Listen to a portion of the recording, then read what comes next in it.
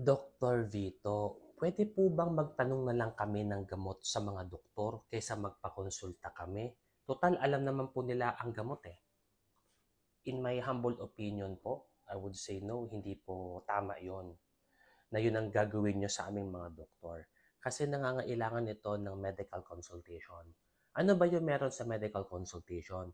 Diyan namin aalamin kung ano ba ang inyong history. Ano ba ang pagkakasimula ng inyong pong karamdaman? Ano po ba yung mga simptomas na maaari po magkaroon po kami ng idea kung ano po ang dapat namin examine sa inyo.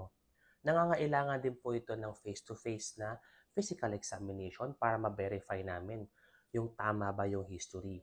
At nangangailangan po ito ng isang magandang consultation or rapport sa isang pasyente.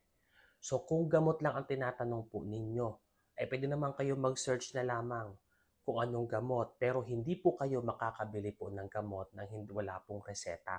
Not unless over-the-counter itong gamot or medication.